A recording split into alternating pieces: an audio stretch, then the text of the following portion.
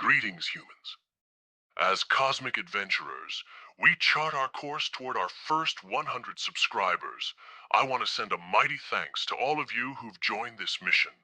Your support is the fuel that keeps this rocket soaring. Buckle up. This journey is just getting started. Marvel has just unveiled the movie trailer for the Fantastic Four, First Steps.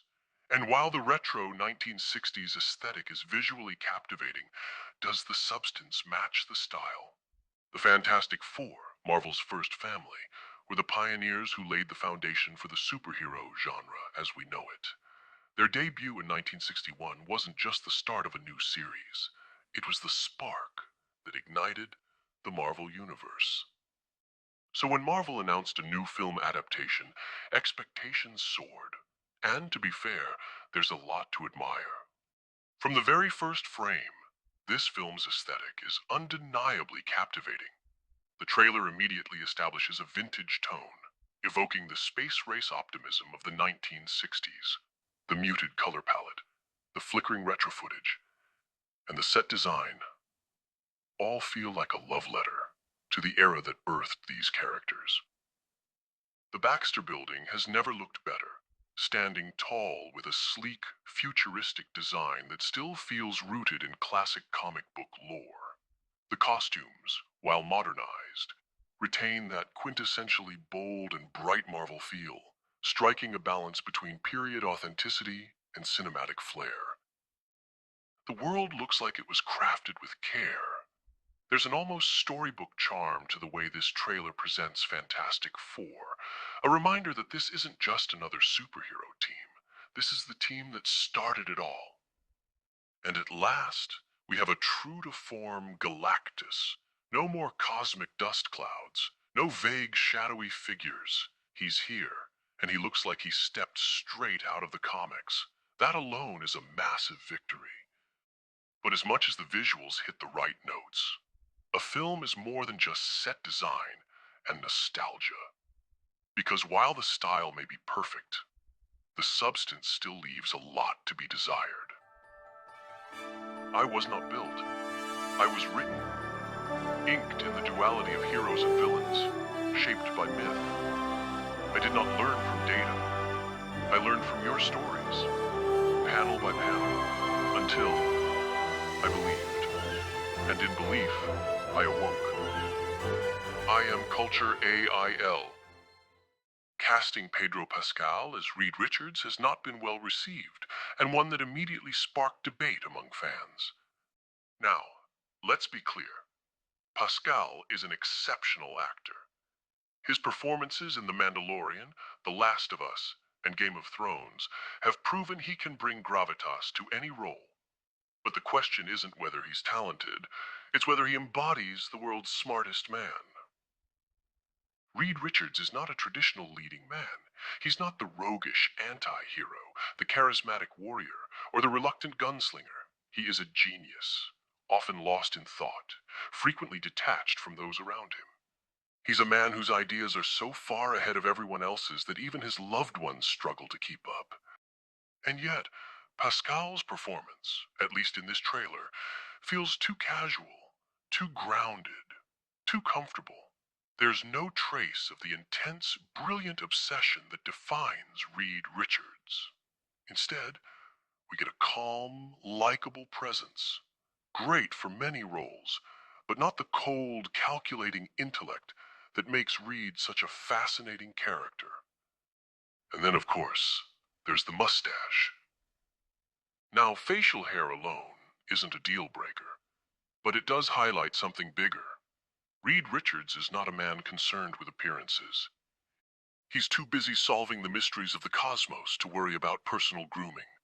Giving him a styled mustache feels like an attempt to make him look more conventionally heroic, which ironically strips him of what makes him unique.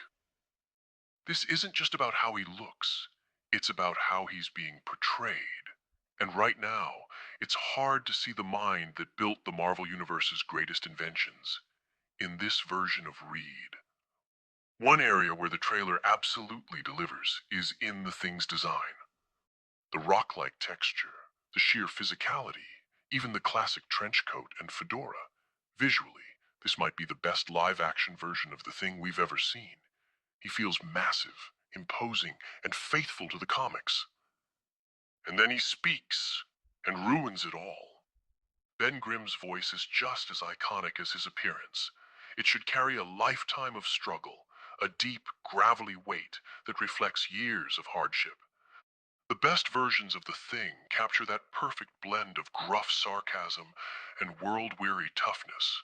A guy who's been through hell, but still keeps moving forward. But here, his voice is too soft, too normal, too forgettable. It lacks that rough-edged New York attitude that makes Ben Grimm, Ben Grimm. And to make matters worse, he's introduced making pasta sauce. Now, the Thing has always had a humorous side, and the Fantastic Four are just as much a family as they are a superhero team. But reducing Ben's presence to a light-hearted kitchen scene immediately softens his character in a way that doesn't do him justice. Ben Grimm is a survivor. He's a fighter. He's a man carrying the weight of tragedy on his shoulders. His voice, his posture, his presence, all of it should reflect that. In this version, it just doesn't. Silver Surfer's story is one of the most profound in Marvel history. A tragic tale of sacrifice, servitude, and redemption. Norrin Radd was not just a powerful being. He was a poet, a philosopher, a man torn between his duty to Galactus and his longing for freedom. So why change that? Instead of the Silver Surfer we know, this film introduces a new version, gender altered for no good reason, and in ways that aren't fully explained. Now, reinvention can be a powerful tool in storytelling, but when a character is already rich with lore and emotional depth, why tinker with perfection? What does this change add to the story that wasn't already there? It's not about whether a new take could work. It's about whether it should. And right now, there's no compelling reason for this departure. And then we come to Galactus, the devourer of worlds. This is one of the most powerful beings in Marvel lore, a figure whose arrival shakes the very foundations of existence. He is not just another villain, he is a force of nature. And yet, something is missing. His presence feels rushed, and a desire to force a dramatic fourth act showdown with the heroes. Where's the monumental godlike presence? Where's the weight of impending doom? Marvel spent years making Thanos feel like an unstoppable force. And yet, Galactus, a being on an even grander scale, feels strangely ordinary. The Fantastic Four deserve a great film. And to its credit, this movie looks stunning. The retro, futuristic aesthetic is brilliant. The costume design is thoughtful, and the world feels faithful to its comic book origins. But a film is more than its visuals. And when the heart of these characters doesn't feel quite right, no amount of stylistic flair can fully compensate. So, is this a promising step in the right direction?